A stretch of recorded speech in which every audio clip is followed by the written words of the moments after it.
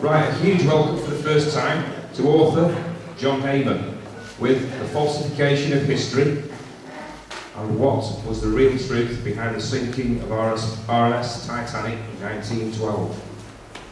Taking us back 100 years to the famous Titanic disaster, which hit an iceberg and sank, right? Well, maybe it did. But John covers inconsistencies with the official tale. Dear me, not that one again.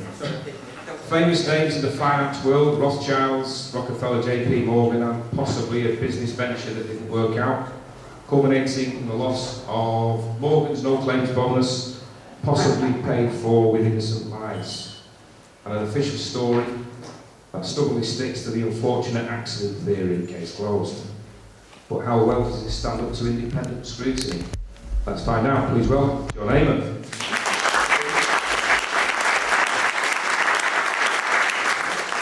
Thanks very much, everyone, and welcome to the real story about the sinking of the Titanic. Just first of all, can everyone hear me at the back? Okay. Yeah. Okay, good. Right, what I'm going to tell you tonight is quite a complex little tale, or quite a complex large tale. So what I've tried to do, I've put together a PowerPoint presentation that hopefully tries to simplify it. You must bear in mind that there are 2 or even 3 strands running concurrently through the whole story. And of necessity, I do tend to skip from one to the other and back again. And I try to make it make sense, but please bear with me if there's bits that you don't follow, because like I said, it is quite complex, but it does all come together at the end. So hopefully bear with me. And the other thing to bear in mind is that I'm not a professional speaker. I'm a writer and author, so if you're all expecting Ian R. Crane, then you might as well get your money back now. I'll do my best. Okay, so off we go. We all know what that ship is, and we've had it thrust at us almost from being this high. This story has been part of our folklore for as long as anybody can remember in living memory. So we all know what that ship is, or do we? That's actually not the Titanic. It's an identical twin sister, the Olympic.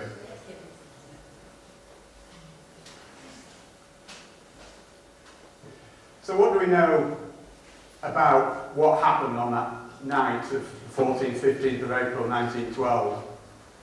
Not an awful lot, really.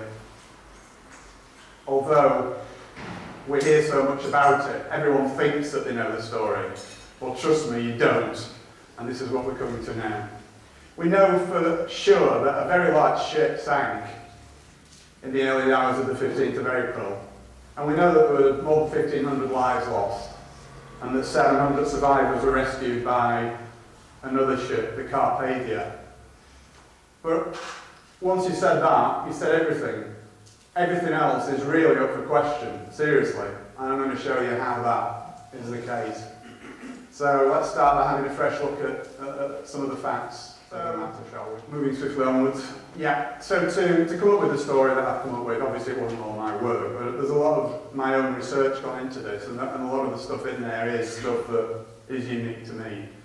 So where did I get it from? Well, this is where I got my information from. I looked at the transcripts of both inquiries. There were 2 inquiries about the Titanic disaster. One was the American inquiry, one was the British. Looked at both of those. I looked at Howland and Wolff public records. Howland and Wolff was the shipyard that built the ships. Okay, various other sources, libraries, internet, blah, blah, blah. And the one thing that really struck me about it all was that there were so many unanswered questions and anomalies with the official story that made me just think that, hang on a minute, let's have a closer look at this. So what does the official story consist of? It's basically all those things. Can we all read that at the back? Is it large enough? Yeah, okay. So at the risk of just standing here reading the slides, it's basically all propaganda from the White Star Line. Dozens and dozens of eyewitness accounts, hardly any of which agree with each other.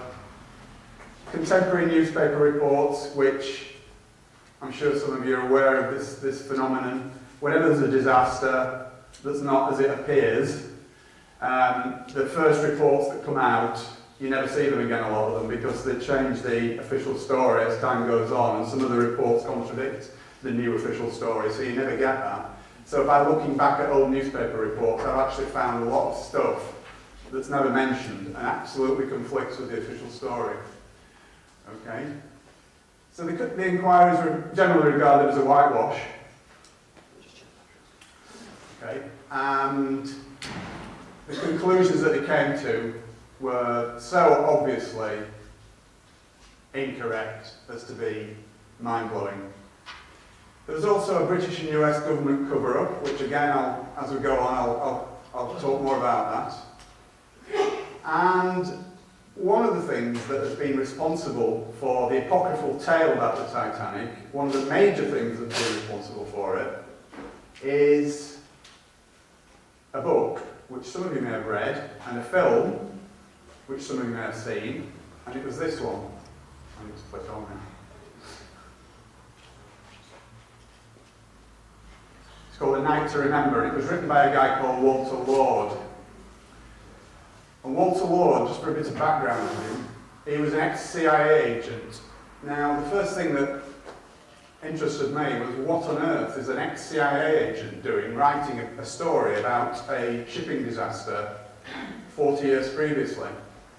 And the conclusion that I came to on that was for the same reason that the CIA get involved in anything and everything, and that is to cover it up and obscure the truth. So the Titanic myth that we all know and love so well is a result of that book and that film. And trust me, 80% of it is utter hogwash. Right, so let's just set the scene a little bit. We have to turn back the clock a little way, first of all. A guy by the name of J.P. Morgan, John Pierpont Morgan, who was a big American financier at the turn of the 20th century, from the 19th into the 20th century. Very close links to the Rothschilds and the Rockefellers and all the usual suspects. Okay, he bought the British White Star Line, which was the line that eventually built the Titanic and the Olympic and the Britannic, the three sister ships. Okay, the British government, because it was a foreigner, they had to sanction the purchase. And they imposed certain conditions on that purchase, on that sale, which, please bear that point in mind, because that will become very important a little bit later on.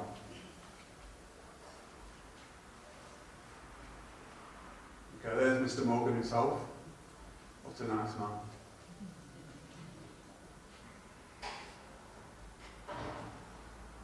Okay, so in 1907, Morgan asked Harland and Wolff Shipyard, who almost exclusively built ships for the White Star Line, by the way, to build a new class of luxury liners, and he was going to call that the Olympic class. And work started, as it says there, in 1907 at Harland and Wolff Shipyard in Belfast. And it was going to be three ships. Firstly, the Olympic, closely followed by the Titanic and the Britannic, which came a little bit later. And these were going to be the largest moving objects that had ever been built at that time. Olympic and Titanic would be virtually identical, but significantly there were some differences, and again we'll come on to that a little bit later as the story develops. Okay, so in 1910, this is where we swap over onto another little thread, which you're going to have to bear in mind as well as we go through it. In 1910, in what appears at first sight to be a totally unrelated incident, 7 extremely high-powered American financiers met in total secret at a place called Jekyll Island, which is off the coast of Georgia in the USA. Okay? They were the representatives of those powerful financial organisations, J.P. Morgan himself, and as I said before, the Rothschilds and the Rockefellers. Okay?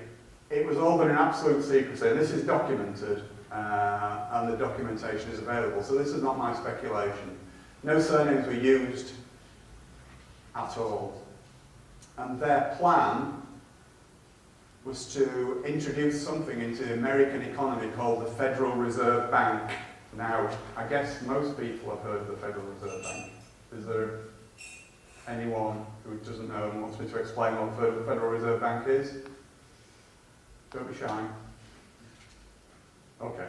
We all know what the Federal Reserve Bank is. But just in case someone's too shy to put their hands up, I'll just give you a brief picture of what the Federal Reserve Bank is. Think of it as the American version of the Bank of England. Okay, so it's the American central bank that has the responsibility for the issuance and creation of money.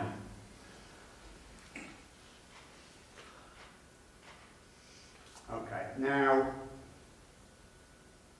the reason for the secrecy was that there was some powerful opposition to this plan.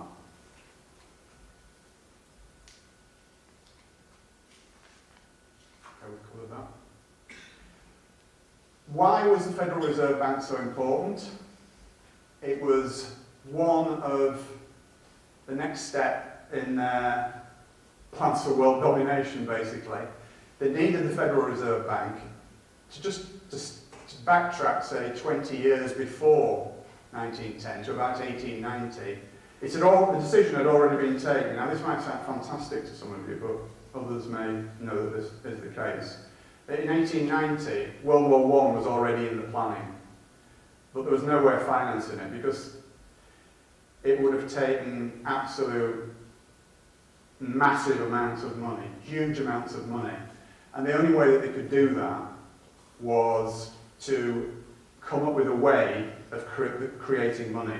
And the way that they decided to do that was by introducing the Federal Reserve Bank, which was basically going to usurp from the American government the ability to create and introduce money into the economy. So it was so important because World War I was a big part of their plans for the 20th century, and that's why it was brought in. But as I say, there were powerful interests opposing the Federal Reserve Bank, not from any benevolence of the masses, of the ordinary people, but only because it would seriously diminish their own fortunes. And this guy was one of them, Benjamin Guggenheim, you may recognise the name. Another guy was John Jacob Astor, and Isidor Straus. Now, neither of these were three of the richest men in the world, but none of them derived their own fortunes from finance. It was industry, retail, leisure, but not finance, and that's very important. I'll just give you a moment to read that. I won't read it out myself, but that's an important statement from Henry Ford that Henry Ford made in 1918. And he was talking about the Federal Reserve Bank.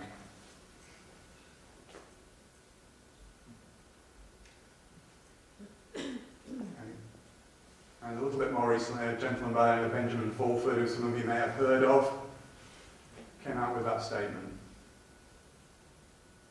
which is what we're talking about tonight, basically. Part of what we're talking about tonight. Okay, so why were these powerful guys opposed to the Federal Reserve? Because, as I said, they knew that the Federal Reserve would undermine their own personal fortunes because they weren't going to be involved in it, basically. So it wasn't through any benevolence that they were opposing it. It was purely selfish reasons. So let's get that up front straight away. The reason that it would impact on their own personal fortunes was because when you introduce a way of creating money into the system that is not done by the government and it's done by private interests, every note that comes into circulation, and this is true of our country today even, has a portion of interest attached to it, which is owed to the bankers, right? So the Bank of England produces money, and it's not the government that asks the Bank of England to do it. The Bank of England does it as a private corporation, and the government has to pay interest to the Bank of England, believe it or not. And that is the reason for the national debt, nothing else. So any other BS that the government comes out with for the national debt is nonsense. I'll tell you right up front, right now, it's because of the way the Bank of England operates. So, and that causes extreme inflation. We all know that throughout our lifetimes, how much prices have gone up, how much wages have gone up, maybe not in the same proportion, but things just constantly go up. And the reason for that is not the rubbish that we're told by the media and the government, it's because the interest has to be paid to the bankers. And that's the only reason for inflation. Okay, so extreme inflation will be very dangerous to these guys who oppose the Federal Reserve, and it could even have destroyed their fortunes, so that's why they were opposed to it. Indeed, after the Titanic incident, just so happened that Mr. Morgan himself acquired their businesses anyway. So, just something to bear in mind. Okay. Morgan was also the largest shareholder in IMM, which is International Mercantile Marine, which were owners of the Californian. And for those of you who know the Titanic story, you know that the Californian was the ship that got blamed, or the captain of the ship that got blamed for the Titanic disaster. Okay, so Morgan was involved in that too. And the reason for that will become apparent as well. Okay, and IMM also owned the Lusitania, which, as it rightly says, that's another story for another time, but believe me, that isn't all it seemed as well. Okay, let's just look at the general situation surrounding Atlantic crossings in the 19th century. After all, the 1912 and 19th century had only finished 12 years previously. But it was mainly immigrants going to America. And basically, the ship owners didn't care. They were just worthless lives, these people, you know, just poor people.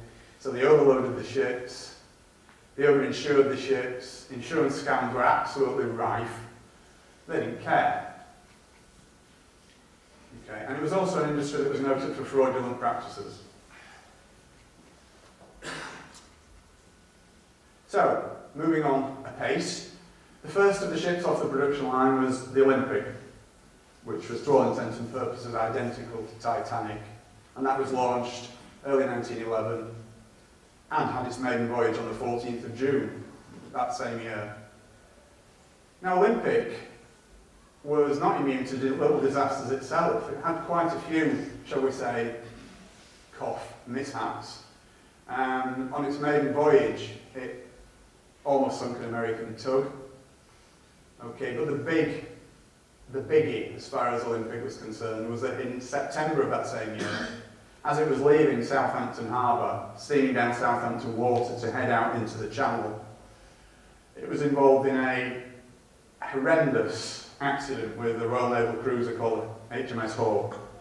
Now, that was never publicised, alright. It is available information, I'm not saying you couldn't find it out. But how many people knew that? Put your hands up that actually happened. Okay, about 6 people, fine. Okay, so, yeah, very important point. Now, the damage to Olympic was far more serious than they first thought. It limped back into Southampton Harbour for initial testing. There's HMS Hawke. That was almost a write-off as well. But Olympic went back to Southampton and they did the initial damage assessment and they found a huge hole. And by huge hole, I mean a huge hole. You'll see a picture of it in a minute. But even worse than that, there was all sorts of unseen damage as well. There were bent and broken beams, metal beams. There were thousands, hundreds of thousands of rivets that popped. Steel plates were completely ripped away. It was a mess. It was a mess. There we are.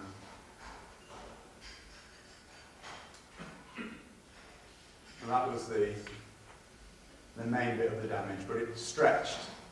It had an impact down almost 1/3 of the ship.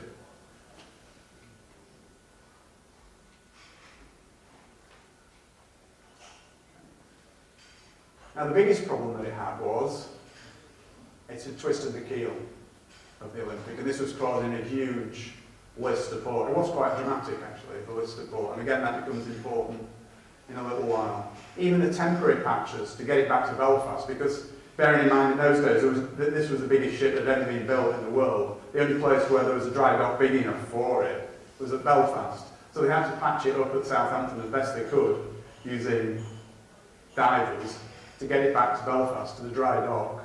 And even the patches, to enable it to do that, took 2 weeks. Okay, so back to the dry dock for proper damage assessment in October 1911. In the meantime, whilst all this was going on, any accident involving a Royal Navy ship, there has to be an inquiry, and that inquiry is undertaken by the Royal Navy. And of course, wouldn't you just know it, who was at fault for the accident? It was the Olympic. Now, this was pretty serious. pretty serious.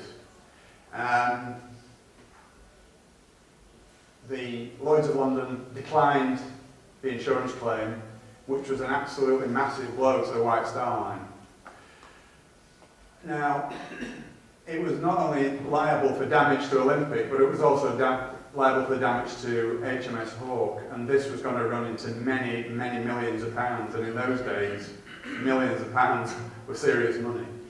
And the upshot of it would be that had that been allowed to continue, then White Star would have been bankrupt.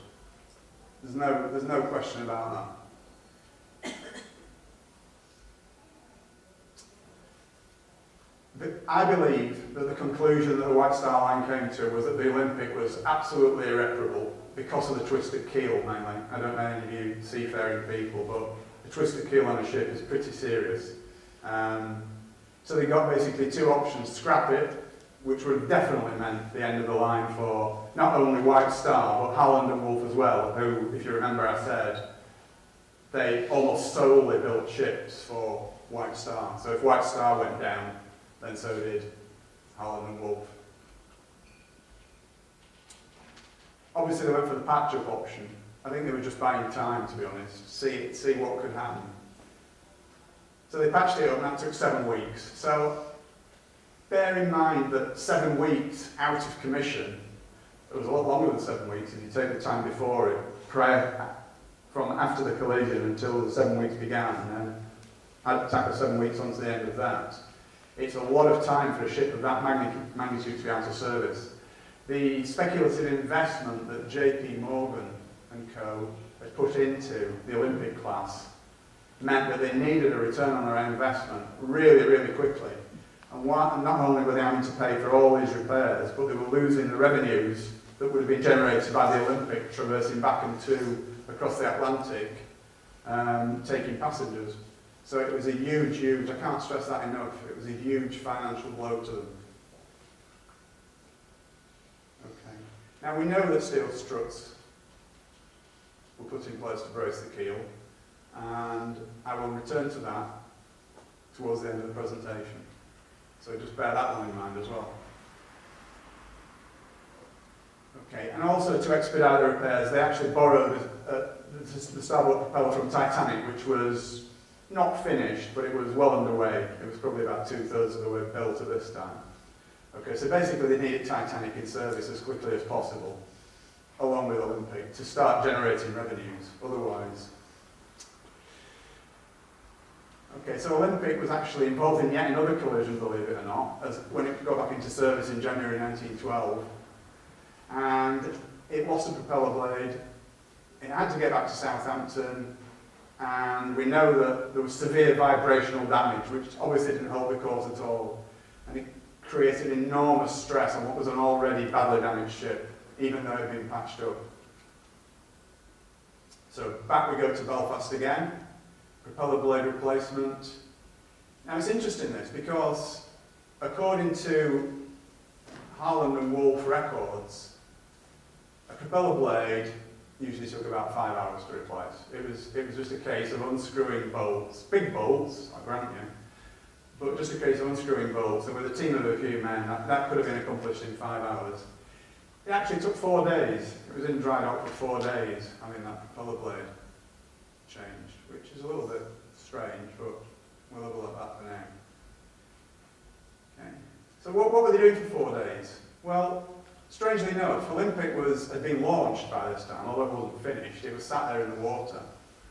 And they were photographed together several times in Belfast around this time.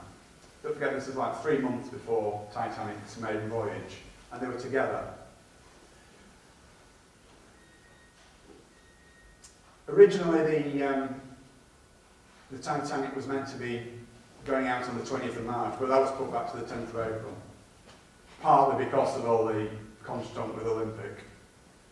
And there they both are, the two sisters sat together, almost identical, almost. Let's look at the differences, okay? On the forward part of C deck, which is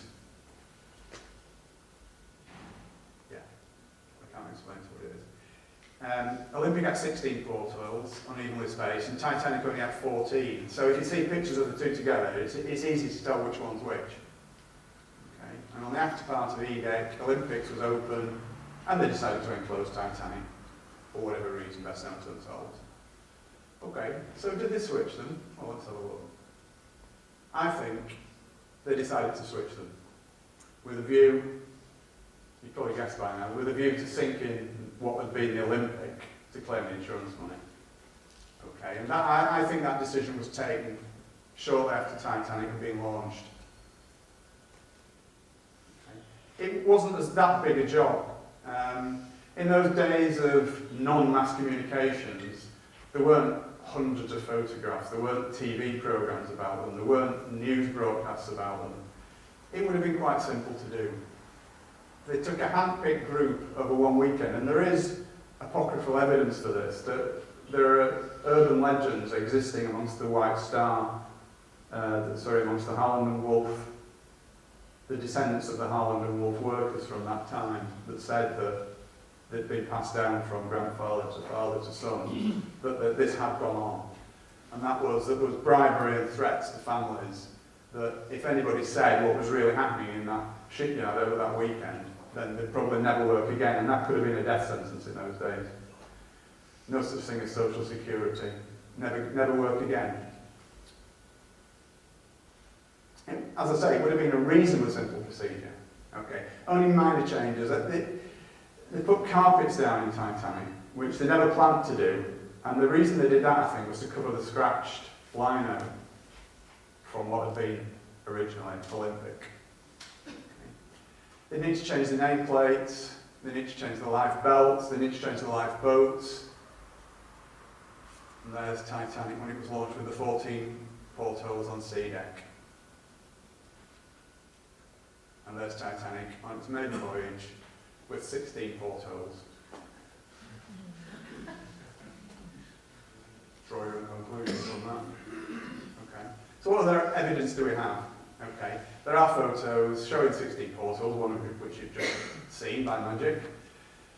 Olympic was open to the public prior to its maiden voyage, and incidentally, does anyone not find it strange, all the fuss and hoo-ha there was over Titanic's maiden voyage? And yet Olympic didn't get that. Why would that be? Olympic was the first one off the production line. Surely that should have been reserved for, as I say, the first one off the production line, not the second one. But again, we'll come back to that.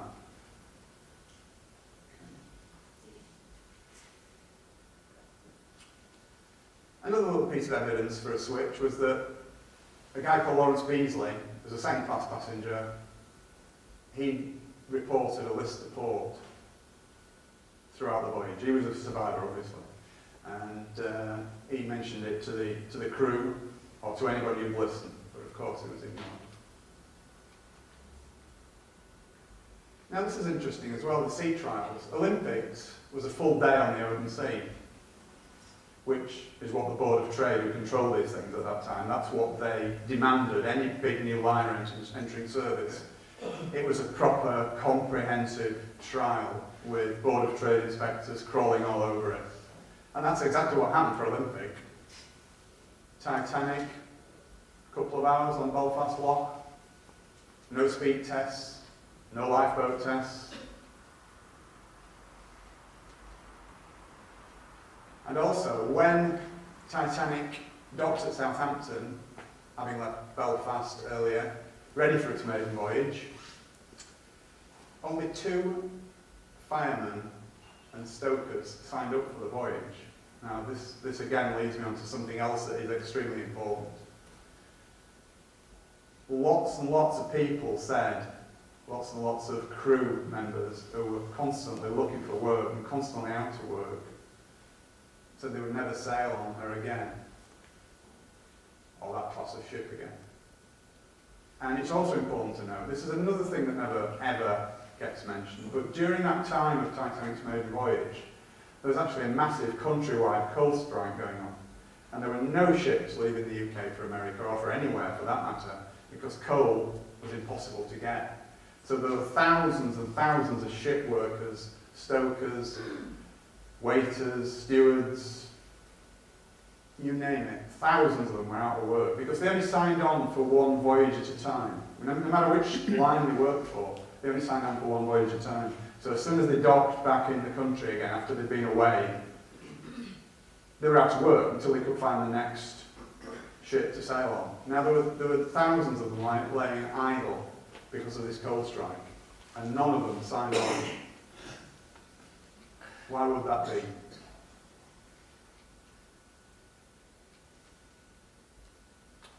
So just to recap a little bit, why would they make the switch? I'm making a serious allegation here. Why would they make a switch? Well, as it says, Olympic was virtually worthless. It was uninsurable. Damage beyond economic repair, I believe.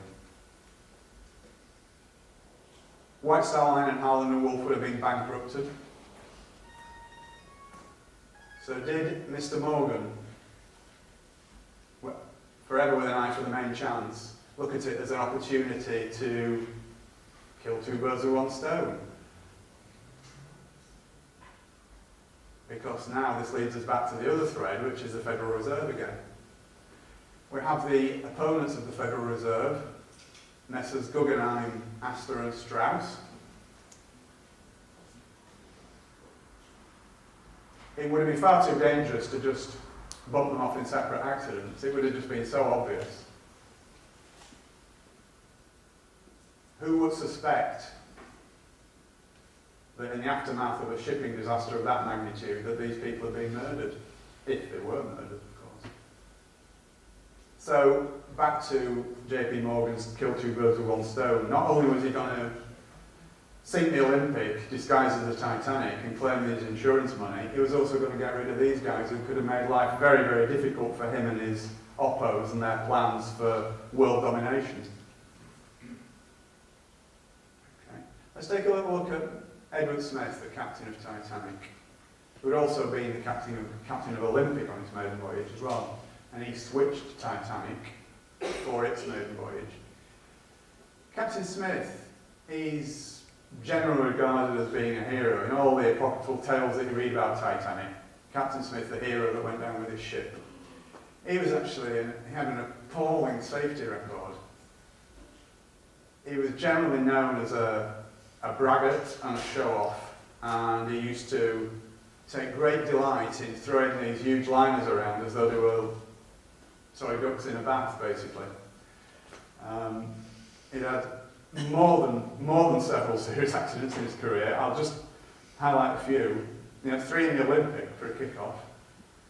The Republic, the Germanic, the Coptic, the Majestic.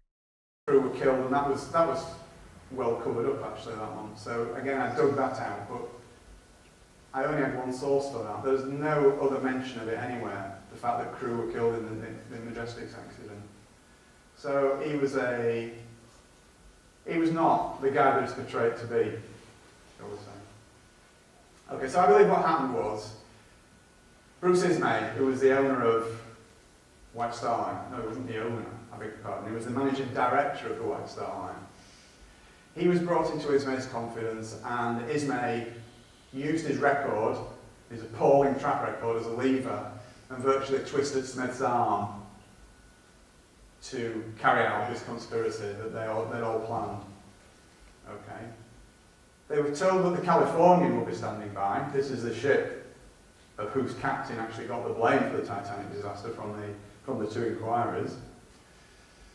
Okay, and basically he had to comply, but in doing so he insisted on choosing his own crew. And again, this is something that's quite interesting because it's a known documented fact, and this hasn't been covered up, this is quite true.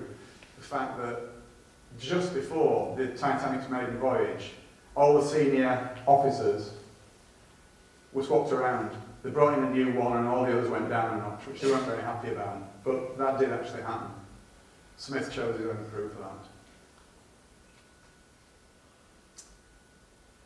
There you go. Pecking order of his existing officers was affected. Now, there are several puzzling facts about this. Again, as I've already alluded to, despite the coal strike that was going on, they still had difficulty finding crew. What did these people know, these thousands out of work? There was all sorts of rumours going around amongst the crew members of all the different ships. That there's not all was well with Titanic.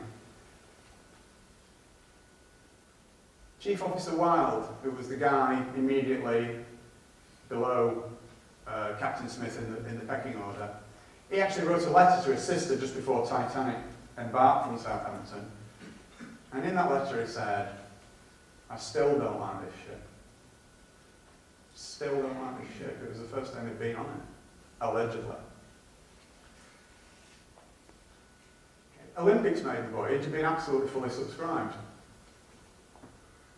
Titanic was just over half full. First class passengers wanting to transfer to Titanic, when they found that it was actually going to make the voyage even despite the coal strike, they only offered them second class cabins, and I believe that was done to put them off, because if Titanic had been full, and given the fact that they knew that they were going to sink the thing, they wouldn't have been able to save as many lives as they thought they were going to be able to. So I believe that was the reason for that. Okay? And even more, just before it embarked, 50 first-class passengers cancelled their reservations. These were friends and colleagues of J.P. Morgan. This is all documented. J.P. Morgan just didn't turn up. He was supposed to be on the maiden voyage. He wasn't on it. And he actually rang from France and ordered some priceless bronzes that he was going to transport back to his home in America and had them removed from the ship at the last minute. He said that he was ill. That's why he couldn't make the voyage. But he was seen 2 days later, in perfect health, at a French seaside resort with his mistress. And Florence Ismay, the wife of Bruce Ismay, the managing director of the White Star Line, she was originally going on the voyage with her husband, but again at the last minute she cancelled. She said that she was ill, but she was seen later that week in Ireland with her family on a touring holiday.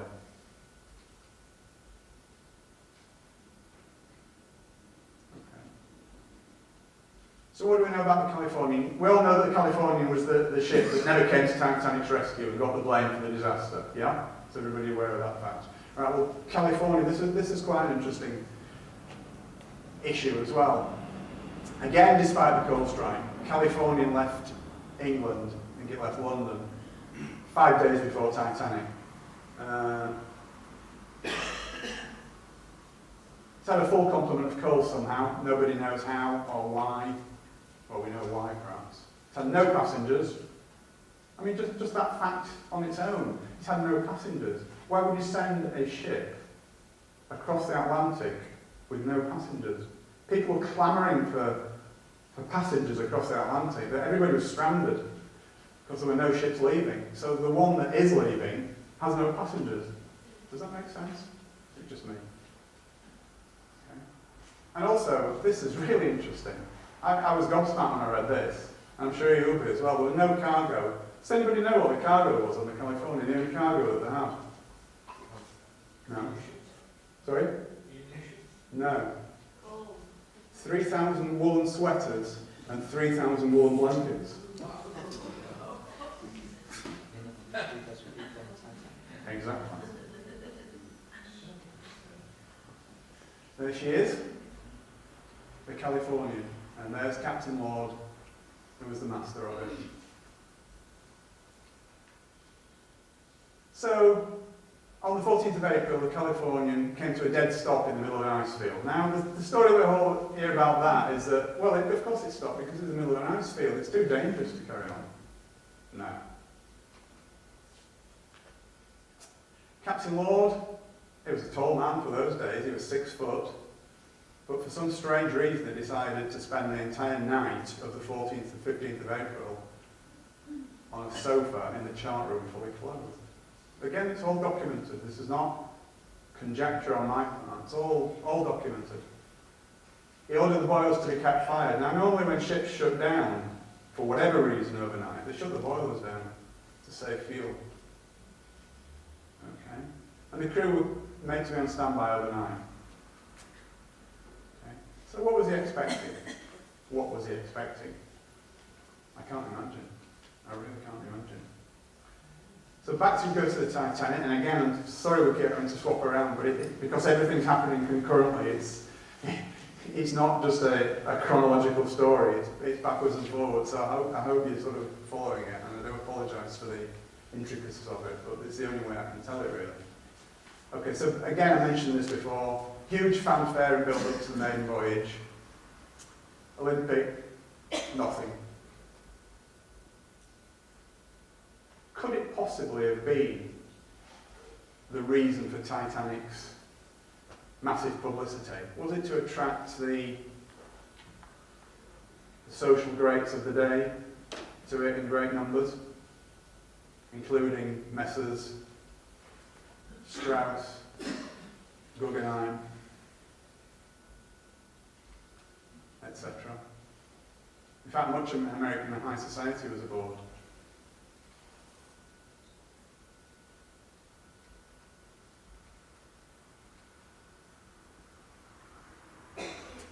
Okay, so let's move on now to Titanic, the maiden voyage. Set off from Southampton on the 10th of April. She called it Cherbourg in France, and then she called it Queenstown Island, which is now called Cove Island, and then set off across the Atlantic. And late on the evening of the 14th of April, we know that the Titanic received 6 messages from the Californian, 3 of which were warnings of icebergs, which is fair enough, but 3 were personally addressed to Captain Smith from Captain Lord. Now, we never found out what it actually said in those messages, but I would love to. I really would. And one of the things that so we do know what it said in one of them. It was a precise location of where California had stopped for the night. And why would it do that? Why, I mean, just think about that. With the benefit of hindsight, if you like, on what we now know about what was going on. Why would he tell him exactly where California had stopped for the night? What was the point of that? They weren't even part of the same shipping line. Okay. It's also a documented fact that Captain Smith delayed turning the Titanic west on the southern track. There were different tracks going across the Atlantic for different times of year, mainly to avoid icebergs. But he delayed it for 10 miles, which actually put Titanic directly into the ice field. Was that a coincidence? I don't.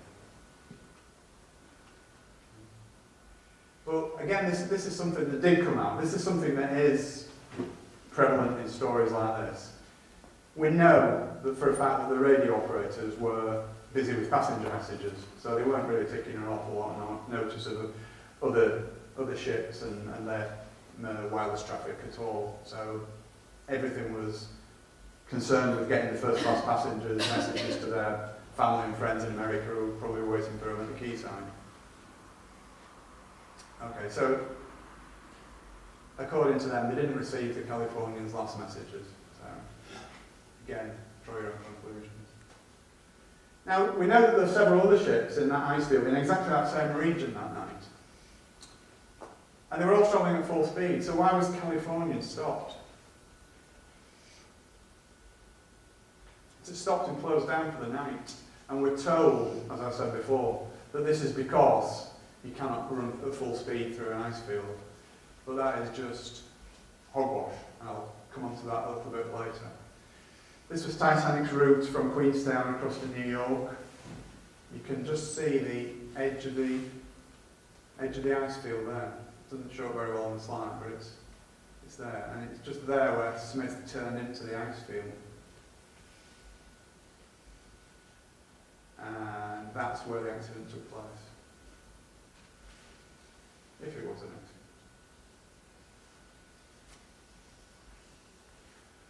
accident. Okay, so get to the actual incident itself. It's 11 o'clock in the evening, 2 lookouts, Fleet and Lee started their watch, their shift. Okay. And strangely enough, as Captain Lord had done, Captain Smith also decided to spend a night fully clothed on a sofa, not in his cabin. 1:35 p.m, the iceberg was sighted and a warning was sent to the bridge. the helmsman was ordered to port around it. Which, incidentally, doesn't mean turn to port, it means turn to starboard. It's a bizarre thing, but it actually means you turn to starboard, which is the right, and you port around something. It means that the rear end swings out like that. Sorry if nobody can see my arm, I do apologise, but it swings round it like that. So that's called porting around it. Okay, now that would have been fine. That would have worked perfectly. They would have missed the iceberg, completely missed the iceberg, apart from the fact that somebody reversed the engines, which guaranteed a collision. Because the speed Titanic was going at, porting around it would have taken it, at full speed, would have taken it a wide berth around the iceberg and past it. But reversing the engines meant that it was like slowing right down, so it didn't have time to get past the iceberg. So that actually more or less guaranteed that there would be a collision. So why was that done? Again, it's all very strange, all very weird. Okay. First Officer Murdoch, who was on the bridge at that time, so he was effectively in charge of the ship while his superior officers were sleeping or off duty. Did he deliberately guide Titanic into the iceberg? Because it was him that gave the order to reverse around. This is an experienced guy, you know. He wasn't a rookie. He'd been around a bit. He'd been on the ships for 20 years. He knew what he was about. You don't get to become first officer of a huge liner like that without knowing, you know, what's right and what's wrong when you're issuing instructions to helmsmen. So that in itself is very strange, and leads me to think that something wasn't right there. Now, another interesting point is that Titanic's turn circle was 1,280 yards, which, as it says on the slide, is about 2/3 of a mile. And its stopping distance from full speed is at 850 yards, which is just under half a mile. Right. Now, in his testimony to the American inquiry, Lightoller, who was the second officer, said that the iceberg had been visible from 2 miles. So, when you just read that information again, given that fact, why did it hit an iceberg? If its stopping distance from full speed, and it wasn't even travelling at full speed, was 850 yards, and the iceberg was visible from 2 miles, something's not right. The iceberg should easily have been avoided in a boat. The other aspect of this is that there were, despite what you may believe or think, there were only actually 6 eyewitnesses to the alleged iceberg collision. Only 4 of whom survived, and all these were working class, and what I mean by that is they were the ordinary seamen. Right? No passengers witnessed it. They were ordinary seamen aboard the Titanic. The 2 officers that witnessed it, well, we'll see what became of them in a short while. Murdoch allegedly shot a passenger and then immediately committed suicide, something which his family have vehemently disputed ever since, or his descendants. 6th Officer Moody allegedly drowned, which just left Quartermaster Oliver, who stated at both inquiries, "I saw nothing," even though he was on the bridge. The helmsman, Hitchens, who was immediately transferred to a job as harbour master in Cape Town upon landing in New York. Lookout Frederick Fleet and Lookout Reginald Lee were the only 2 who actually gave any evidence at all at the inquiries. Any or all of those could easily have been coerced and bribed, in much the same way that the Harland and Wolff shipworkers were. Just a simple expedient of threatening them with the loss of livelihood. It would have been a piece of cake. Okay, another strange anomaly. After the iceberg hit, or Titanic hit the iceberg, which we prefer, Captain Smith ordered Titanic half speed ahead for 5 minutes. Now, why would he do that? The thing was taking water. Was he trying to get closer to the Californian? Then as soon as they spotted a ship on the horizon, immediately he closed the engines down. Very confusing. So what we'll do now is I'll just do this little recap and I think it's time for a break. Okay, so now we have a ship standing dead in the water, Olympic, Titanic. A rescue ship standing by, which we believe to be the Californian. We have messages sent from California stating its position, for whatever reason. Smith can see a stationary ship on the horizon, and he assumes it's the Californian, and therefore everything is going to plan. And I think we'll leave it there and have a little break.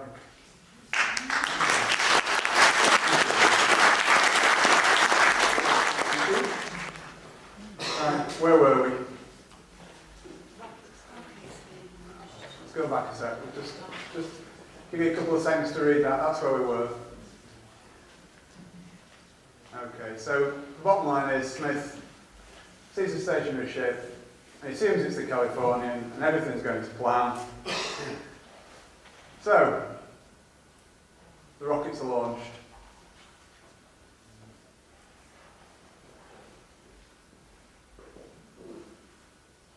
Okay, so Titanic starts sending out its signal rockets around midnight. The signals were seen by the Californian's crew, but only white ones, and that's significant because Captain Lord was heard to ask his senior officers more than once what the colour of the rockets, the ship that they could see on the horizon was sending up, and he was told white every time he asked, and he kept asking the same question over and over again.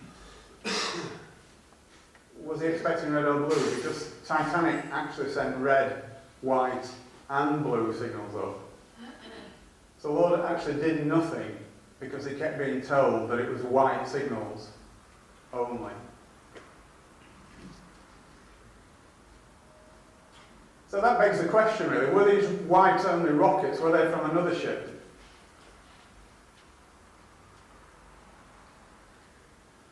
Now, I'm not sure how clear that is, but here's the Californian, okay, and here's the reported position of Titanic, the red boat, but here was the actual position of Titanic. And in between the Californian and the Titanic, again, this is something that is not reported widely, there was a smaller ship called Samson. Obviously that's a little bit exaggerated, but you can see the effect of the curvature of the Earth. Because of the distance between the Californian and the Titanic, which was actually 19 miles, although according to Titanic's reported position it was only 11 miles, the curvature of the Earth was actually obliterating Titanic, as you can see from the diagram. However, Samson, significantly, was visible. Now, the Samson, what was all that about? I hear you ask. Right, well the Samson was actually an illegal seal fishing boat. And it was discovered much later, after the event, that it was actually in that vicinity sending up white rocket signals only. Now why was it sending up white rocket signals? Rather a strange thing to do if it wasn't in distress. But as a seal fishing boat, it was actually culling the seals from all the ice flows around in the ice field. And it was recalling its small rowboats that it sent out to the various little icebergs, growlers and ice flows that were around there. And it was calling them back in. And to do that, it was sending up white rocket signals. And how do we know that this was the case? Well, first of all, the captain admitted it after the event, long after the event. And he also said that he'd seen coloured rockets from the other direction In other words, in the direction from where Titanic was. So I believe what happened was that Californian actually saw the white rockets. Ward was privy to the information that Titanic's distress signals are going to be red, white and blue, and so he did nothing with the white signals. But those white signals have since been interpreted as coming from Titanic, which is incorrect. Obviously the captain of the Samson never came forward because what he was doing was highly illegal. Titanic sent up 22 multicoloured rockets, and according to Captain Lord, they only ever saw white ones. So this is quite an interesting conjecture. Did Titanic even hit an iceberg at all? I mean, on the surface of that just sounds such a ridiculous question, doesn't it? It just brings everything that you've ever known about the situation into question, and it just seems impossible at first glance. But there were only 4, as I said, working class witnesses, for want of a better description. And one of those, Fleet, the lookout, he completely refused to answer questions. Oliver saw nothing at all. And Hitchens, the helmsman, he was given a new job in South Africa very hastily before the British inquiry. And the other lookout, Lee, he gave conflicting testimony. So in other words, what he said at the American inquiry and what he said at the British inquiry were 2 contradictory things. But then there's another interesting incident, which again is never covered in the apocryphal story, and this concerns something that was referred to in contemporary reports as the yellow funnel steamer. Okay. In the aftermath of the alleged collision with the iceberg, there was a yellow funnel steamer spotted by several, not eyewitnesses to the accident, but several people who came onto the deck of Titanic, stated to newspaper reporters in New York that they'd seen a yellow funnel steamer disappearing off into the distance. And also, there was a lifeboat floating nearby when the Carpathia picked up the survivors. It was definitely not from Titanic because it was a different colour and a different design. And furthermore, all the ice on the deck, I mean, again, there's lots and lots of eyewitnesses reports about the deck being covered with large chunks of ice. Fine. Everybody assumes that that's from an iceberg, but it was an extremely cold night. And there was literally hundreds and hundreds of yards of rigging on Titanic. The wireless masts were just, in effect, like rigging going from one end of the ship to the other. And they would have been at 28 degrees Fahrenheit, which is what the temperature was at the time. They would have been absolutely liberally coated with ice. Any collision at all would have shaken loose literally tons of ice from not just the rigging, but from the masts and all the different cabins and structures on the deck. So it's quite feasible that even if it didn't hit an iceberg, there could be copious amounts of ice skating around the deck.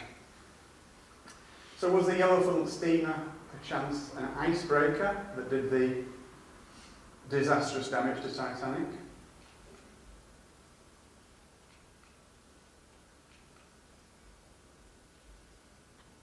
Okay, apologies for the skipping around a bit here, but it's necessary because there's so many things going on at the same time, and it's difficult to do it as a chronological story, if you like.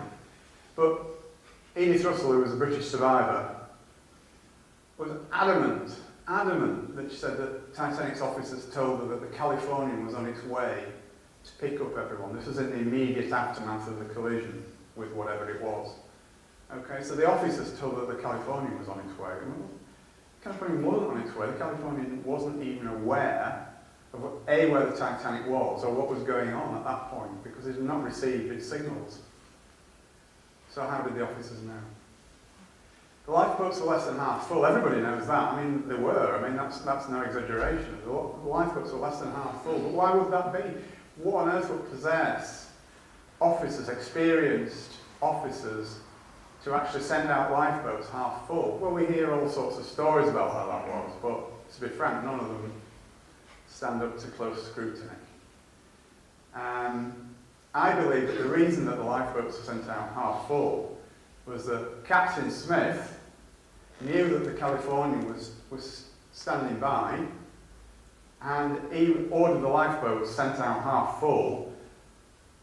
He thought the Californian was closing on the Titanic, so the lifeboats were sent out with the intention of bringing them back again to ferry everybody else off as well. So it was an expedient at that time. Get as many people on board as you can on these lifeboats. Doesn't matter if they're not all full, because they'll be coming back very soon. Because the Californian is steaming towards us, closing the gap. So it doesn't really matter. Meanwhile, Lord was still waiting for his coloured rockets, and the Californian was just sat there doing nothing. And eventually, it actually dawned on Smith and the rest of the senior crew that the Californian wasn't coming, and by that time it was too late. Okay, around 5:30 in the morning, Lord actually discovered that the Titanic had sunk. They'd actually kicked the wireless back into action again, because the Californian's wireless had shut down at midnight.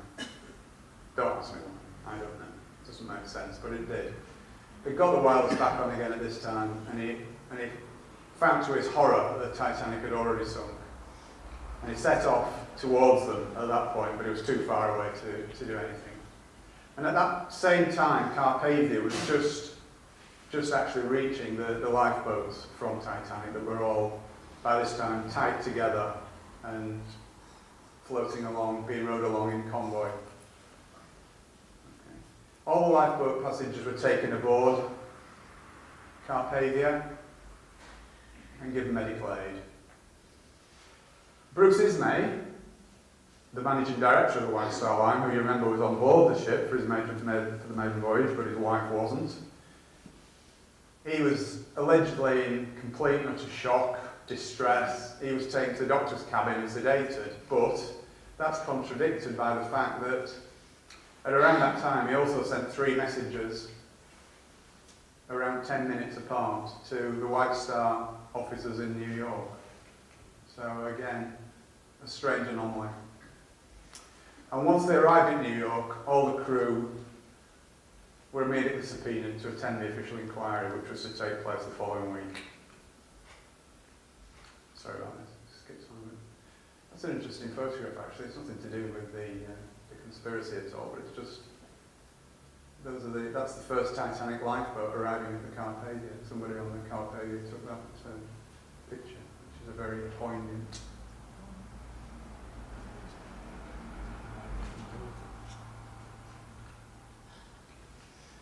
Let's move on to inquiries now, because again these were generally regarded as being complete whitewashers, both of them. We'll cover the American one first.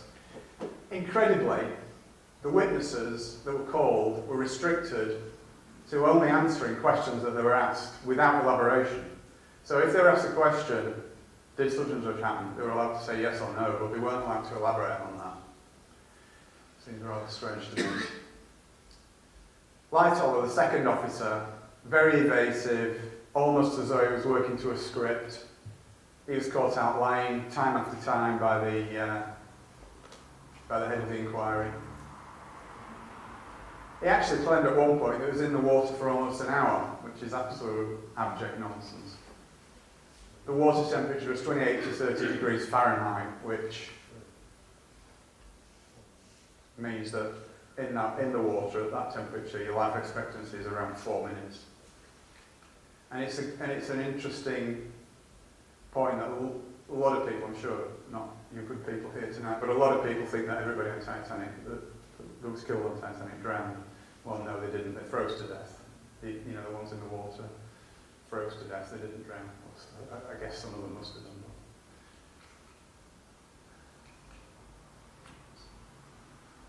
that. Lightoller referred to the inquiry as a complete farce, and he wasn't wrong. Stacks and stacks of contradictory evidence. I've got loads of examples, but there's far too much to cover in an event like this without boring you all silly. Okay, Fleet, again, he was very intransigent, he refused to answer questions. When you read the transcript, it looks to me like he was told to say nothing, and he did his best to try and say nothing, but he was coerced by the guys who were cross-examining him. And as a result of that, because he was just an ordinary guy, he wasn't very eloquent, he became very angry and agitated. And it was obvious that he was covering something up when you read the transcripts. Okay, and this is an important point as well. At the American inquiry, they actually brought in 2 or 3, I can't remember which, but there was 2 or 3 experienced sea captains asked the questions, and they all said that an iceberg of the size that allegedly collided with Titanic can be seen 3 to 5 miles away on moonless nights. And also, significantly, it's normal procedure to maintain full speed because of that fact. So why was California stopped? It really does beg the question.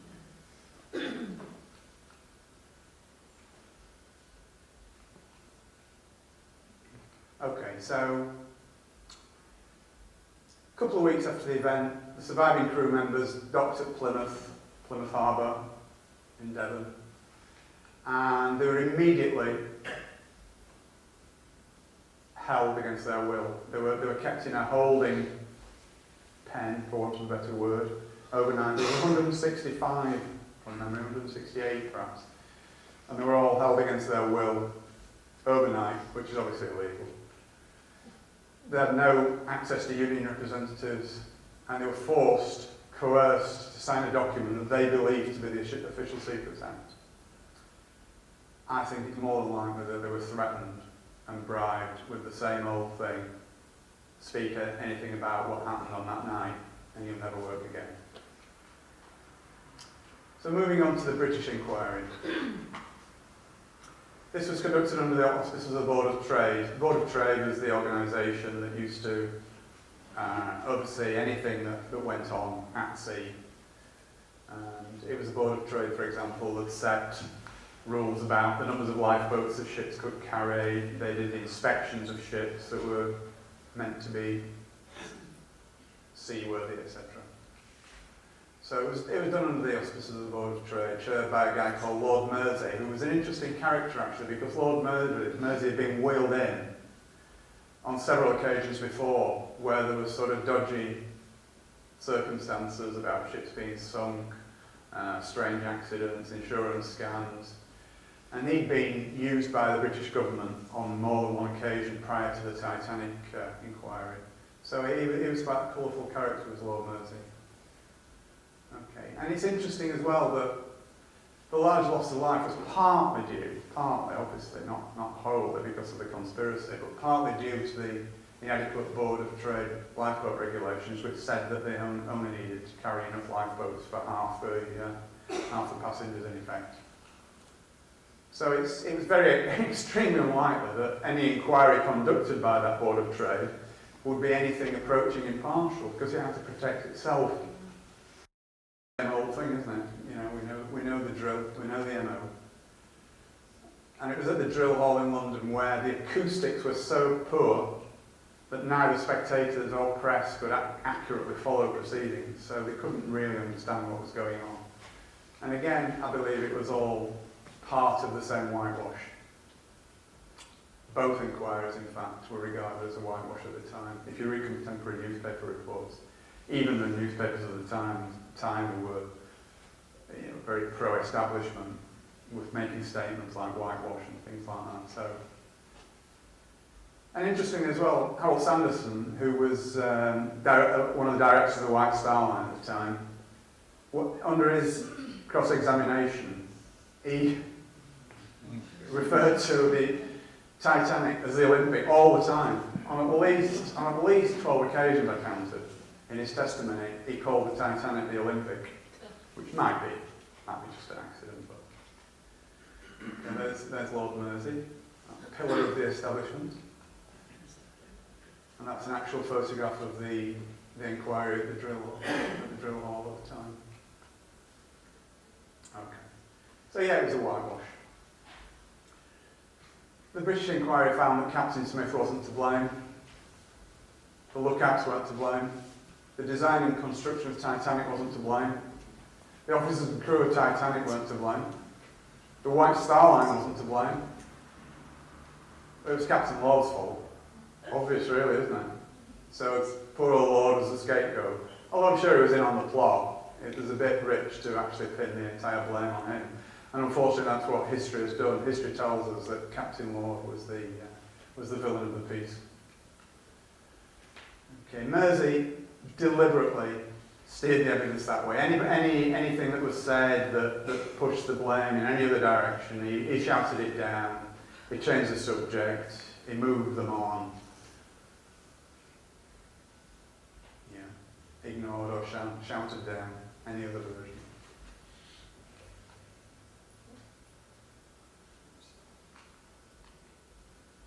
Okay, and I actually deflected the attention away from lots of other things that I would have thought might have been sort of fairly important. Things like Titanic's bulkheads should have been at least one deck higher. That would have probably saved the ship. And the fact that the Board of Trade, if you remember right at the beginning of the presentation, I told you about the sea trials. They signed the Titanic off after about an hour and 40 minutes of sea trial on Belfast Lock.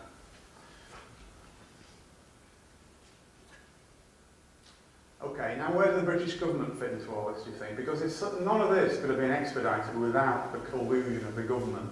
Now, why would the government want to do that? What would be the motive for the government to do something like that? Okay, let's have a look at that. Okay, so it couldn't have happened without their collusion. There's no doubt about that. Interesting that there would have been absolutely massive political repercussions if White Star and Hallam and Wolff had been bankrupted. For a start, there would have been 25 to 30,000 people out to work in Belfast at the shipyard. And when you take into account all the dependent industries, that figure would have risen much, much higher. Okay, the Liberal government who were in at the time, under Asquith, would probably have not been re-elected. But more importantly than any of that, obviously important, but not as important as, if you remember, again, cast your mind back to the beginning of the presentation, I said that Morgan came to an agreement with the British government, which he had to do in order to take over the White Star Line in 1903. Okay, so in taking over the White Star Line, he agreed that any White Star Line ship at all could be requisitioned as troop carriers in the event of war. And given the fact that we know that World War I was already the plans for World War I were already well advanced, you have to trust me on that, it is true. This was extremely important. If Morgan had not had this agreement, he could have just taken the ships away. Even if the White Star Line had gone bankrupt, he would have been able to take away the assets from the company, which would have been the ships, and the government would have lost their troop ships. Which is what it says on the next slide, basically. As the major creditor, Morgan would have been perfectly entitled to exercise his rights to seize those assets, the ships, and the government would have had no troop ships. So the government therefore fixed the inquiries, in my humble opinion, in collusion with the US government, which did the same at their side of the pond. As we know, they all work together anyway, don't they? Okay, and then, well, not least of all this, there was an element of insurance scam involved as well. It cost 2.5 million in money at that time to build, which is, it's near like 200 million now, but it was 2.5 million it cost. The damaged Olympic would have been insurable for much, much less if it had ever managed to sail more than halfway across the Atlantic again. And it was a fact that White Star Line normally insured its ships for about 75% of the value. So even if Olympic, sorry about that. So even if Olympic had been, even if they'd been able to claim insurance on the Olympic, it would have been around 1.8 million. I'll say the Olympic, Titanic, we'll take a pick which one it is. In fact, the insurance on the Titanic was up the week before the main voyage to £3.2 million, which was a nice little killing for Morgan. Okay, now we're getting towards the end now. You'll be pleased to hear. But this is very, very interesting. Okay, as we all know, the wreck was discovered in, I think it was actually 1985. That's incorrect. I think it was discovered in '85 by Robert Ballard and a French underwater diving team. Obviously, we've all seen pictures of the wreck under the sea, and it's in extremely poor condition.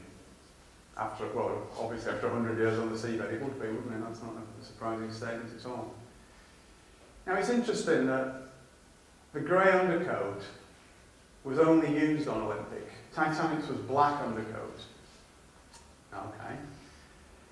But another interesting point is that there's a picture that was taken inside the Titanic on the seabed of the marble fireplace in Ismay's cabin, and it exactly matches the marble fireplace in Ismay's cabin on the Olympic. Now, we all know that marbling, there's no two pieces of marble that look exactly alike, but trust me, these two pieces of marble look about as alike as it's possible to get two pieces of marble to look. And the starboard propeller on the Titanic at the bottom of the sea is clearly stamped 401, and I'll show you a picture of that in a moment. And what's significant of that, you may ask? Well, if you remember, when the Olympic was back in for repairs, they pinched one of the Titanic's propellers. Now, Titanic's build number was 401. So, if the propeller had been swapped, and the propeller at the bottom of the sea says 401 on it, draw your own conclusions from that. And importantly, when Ballard examined the wreck in detail, he had with him a set of blueprints of the Titanic.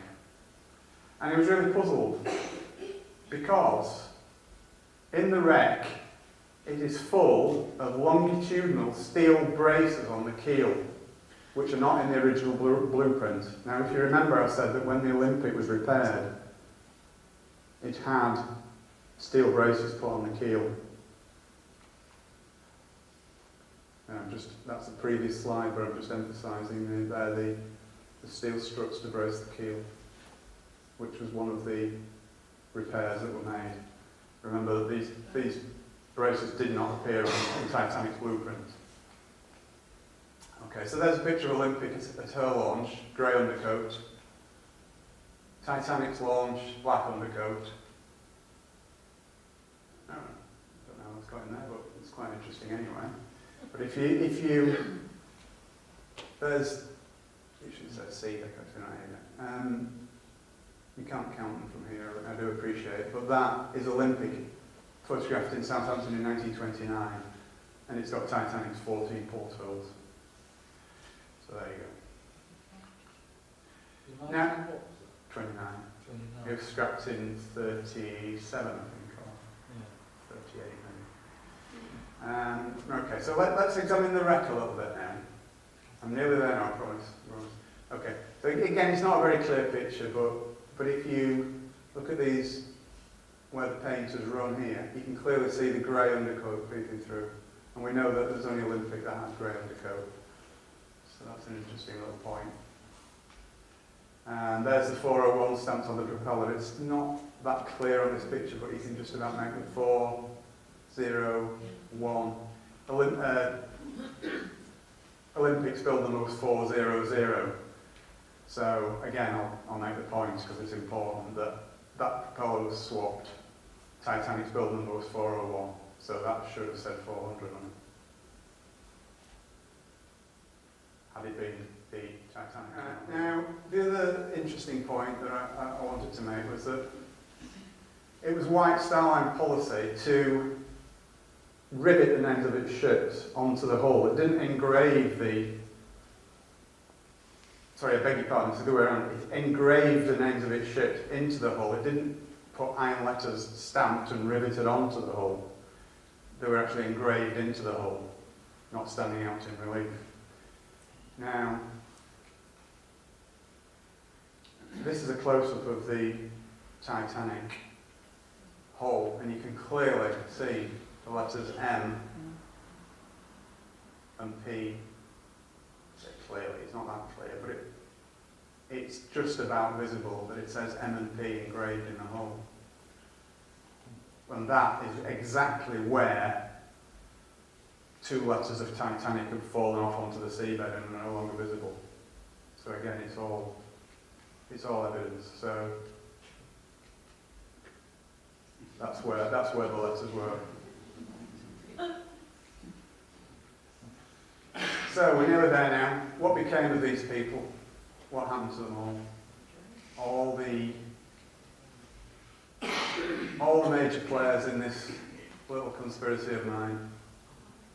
They all died on board Titanic, but significantly, and I believe this is significant, none of the contemporary reports, none of them even attempted to escape, as far as we know, which I find a little bit strange. At least one of them should have. But nobody ever saw them. Nobody saw them afterwards. They all sort of died quietly and just disappeared. What became of the Olympic, or the Titanic, whichever one you believe it is? It successfully plied its trade across the Atlantic for another 25 years or so. What happened to the insurance claim? Well, Lloyd's of London immediately paid out the full 3.2 million, and that, just by coincidence, secured the future of both White Star Line and Harland and Wolff. And also what became of the plans for the setting up of the huge scam that was the Federal Reserve Bank. Well, the Federal Reserve Bill was passed without serious opposition. You'll all be absolutely gobsmacked to hear.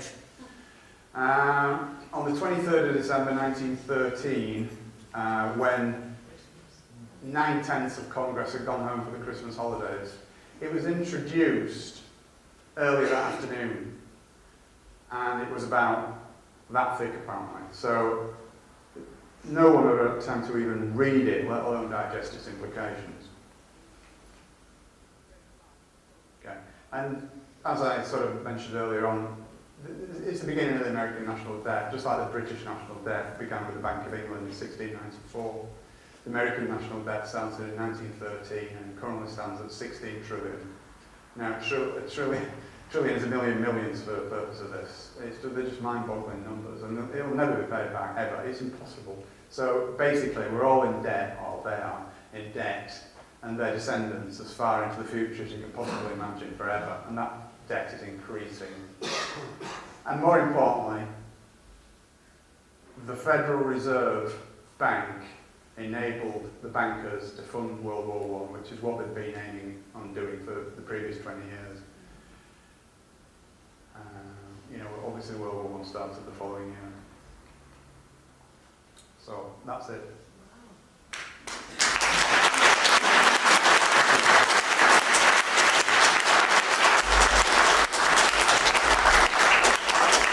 Some of it may be a little bit of a stretch, some of it might be a bit tenuous, but... Which person was it stated about the leadership? His mate, the managing director of White Star Line, yeah. He survived. He survived, yeah. He got the lifeboat. Right. Do you know if the damage from the iceberg was anywhere near the massive damage to the Olympic in that collision? No, apparently all that bit of the ship is covered up. I know it's a good question actually, but no, that bit of the ship is covered up, so you can't. There's no evidence for that really. But interestingly enough, there is a picture, which I've not managed to get into the presentation, but there is a picture available on the internet of the Titanic leaving Southampton Harbour on its maiden voyage, and you can see there's a patch in the hull. You can actually see a patch in the hull. They're slightly different coloured plates. Yeah, it could be just coincidence, bad photography or whatever, but... They declared it the site of the Titanic a national sort of monument thing, haven't they? So that, Yeah, so damage on it or... that's right, it's you can go and have a look. it's regarded as a grave, isn't it? Yeah. Yes. Do you think this had anything to do with why the Americans didn't enter the war right at the very beginning regarding all this sanctions? It's an interesting question, and I've not really given that any thought, but... Seems funny, it's like 2 or 3 years after the First World War Yeah, started. yeah, but don't forget that even though it was in America, the Federal Reserve, I mean, these people transcend all countries. They you know, they're not just Americans. These people, if you follow the pyramids to the very top, they don't have any countries at all. It's just a free-for-all across all nations. You know, you could argue that all nations had only been created anyway to create an illusion that we live under, that things are as they are. But these people know no country boundaries. The countries don't matter to them at all. So I wouldn't attach to them. Yeah, for people that can question the fact that powers that be would massacre thousands of people just to get part of their globalist plan, Yeah. you have to look at 9/11 and 7/7, exactly the same scenario. So you just treat it as cattle. Absolutely, you don't care. But interestingly, to go back to the time period when this happened, chivalry would have dictated that it was women and children first, Yes. and yet Ismay got off, and the industrialists that could have put a stop to the Federal Reserve got off the island. Yes, exactly. Yeah. I mean, Ismay lived in shame for the rest of his life over what he did, because he actually he got into a lifeboat against orders from the crew, because obviously, even though he was the managing director of White Star Line, it was the crew that were in charge, basically. He had to do what they said, because, you know, when they're at sea, they were his boss, not the other way around. And they actually said, no, you can't go in. And he just got in. And he lived in shame for the rest of his life, and he died in the late 1920s, I think it was. But he'd immediately resigned from the White Star Line as soon as he got back to England. And his name was very black for the rest of his life. It points to the fact that they were probably killed on board rather than get the chance that they might have done cowardly thing and got on board like his initial. Yeah, absolutely, yeah, because they would have thought nothing about saving themselves, would they? Yeah, I see the point you're making. Yeah. Can I ask, you know, the Of seatbelt course. that you said for Samson that was in the way so Yes. the ship didn't see the flags from the Titanic? Was Yes. that put there on purpose? I don't think so, no. I think that was just... all that planning and an idiot got in the way? Exactly, yeah, I think it's just one of those things that happen, isn't it? That just seems so silly to have gone to all those lengths and Yeah. then somebody just got in the way. I mean, you know, I don't claim for 1 minute that this is absolutely exactly what happened. I'm just putting this forward as a hypothesis. But a lot of the stuff I have actually, you know, I've not made anything up, put it that way. But what I have done is built a story around the stuff that I have found out, if you understand what I'm saying. So I'm not saying that my story is absolutely 100% correct, but what I am saying is everything that I've researched and found out is 100% So there been correct. someone else on the boat that discovered the Sorry, just move over here, I can't see for that much. three passengers, Strauss and Guggenheimer. What happened to them, do you think? Do you reckon there was something- I think they were murdered. I absolutely think they were murdered, and the ship sinking was just a cover for that. How did they get them on the boat? Did somebody give them the tickets? Because that's a bit of a coincidence. No, but this is what I was saying about the maiden voyage of Titanic. It was made out to be this great thing, and anybody who is anybody is going to be on there, you know. Right. So that's why it was all hyped up to get people like that. They probably had an invite, but I think they paid for their own passages. I'm pretty sure they did. Yeah. Do you reckon somebody with an agent was on there that... I would say it's absolutely almost certain. Yeah. Yeah.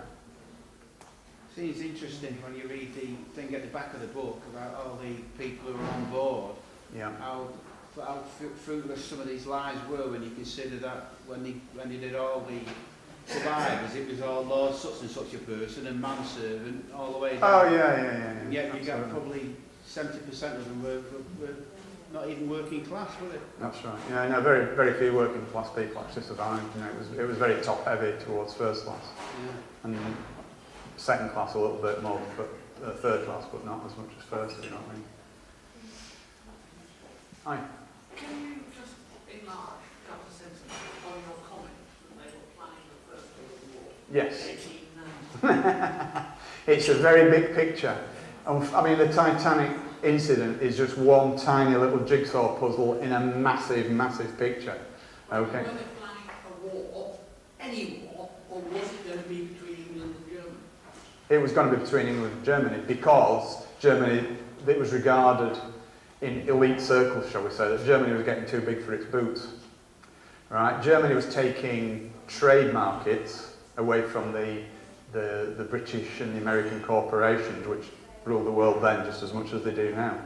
So Germany needed to be taught a lesson. So they had to find some trumped up charge to to nail Germany. So that was all going on. But they need more than anything. They needed the finance, and the way that the final nail in the final piece in the jigsaw puzzle of World War I was the Federal Reserve scam, because within months they generated enough money because they could just print it to actually carry that out. But they've been wanting that all along. And it's, I mean, the whole history of the 20th century I find extremely interesting, because although all the stuff happened that you hear about, it certainly wasn't for the reasons that you hear about. You know, World War I was designed to end as it did so that World War II could happen, and which is exactly what happened, because at the end of World War I, Germany had such horrific reparations to pay. They didn't finish paying it till 2009, by the way. Did you know that? World War I reparations.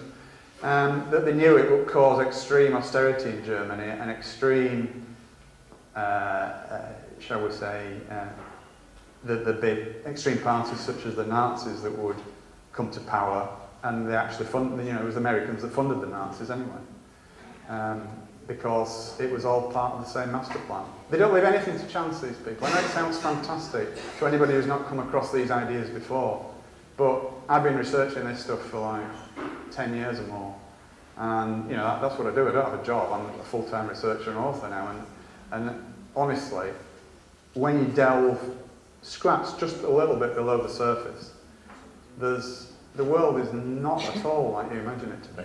Not at all. Well, So, my dad said to me before 1972 that wars didn't take place the way they're presented. They were organised. why do you say before 1972? He died in 1972. Oh, I beg your pardon. Sorry. If I had my three wishes, I would have an hour. But Right, I just right. asking what he meant. Yeah. Well, all wars are artificial constructs. They're all done for not the reasons that they tell you they're done for. It's mainly about making money. We could go on all night about it. It's such a big topic. What's your take on what is going on at the moment? This austerity and crashes and Greece and so forth. Have you got any theories about that? Oh yes. How long have you got?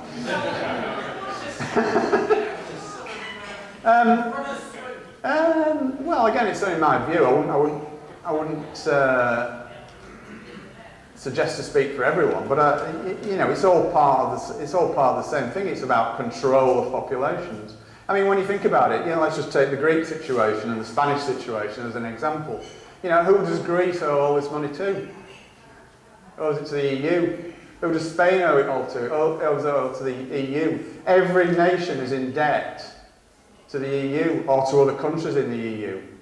Why not just say, all right, well, that debt pays off that debt pays off that debt. It's all artificial constructs. They do it to keep us all in a state of fear and poverty, because that's the only way they can control us. That's the only way 10,000 people can control 7 billion people. And it's all part of that bigger picture. And again, it's not the sort of thing that you can just address in a 2-minute soundbite, if you know what I mean. It's a much bigger picture, and there's a lot more to it. I mean, it's just staggering in its complexities. You can't put it all down to the central banking cartel. Yeah, it's them that I don't know if you heard what he said, but he said that you can put it all down to the central banking cartel, and exactly, and that's what the Federal Reserve was about. Everything is down to them. These people own the earth, yeah? They own the earth, they own governments, they own corporations. If you follow any pyramid to the top in society, they're there. And they control all governments, everything. They're all puppets dancing to the tune of these people, these bankers who own the earth. I know it's a difficult concept to get your head around if you've never sort of encountered anything like that before, but you know, it is the case.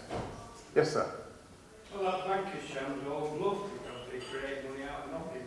And absolutely. It's the prerogative of the country to produce its own money. That's self-evident. Absolutely. And they ought to just call the bluff. Well, if the British government, or if any government, created its own money, we wouldn't have a national debt. There wouldn't be a national debt. Well, it doesn't have to borrow money. Exactly. The national bankers as well. Absolutely. And, well, Japanese are supposed to be borrowing 700 million Japanese to build a nuclear power station. Yeah. Well, if we accept that, they'll owe 700 million worth of Britain. But if the government that created 200 million to build a power station, that would contribute to the wealth of the nation, Yeah. and we get all the benefits.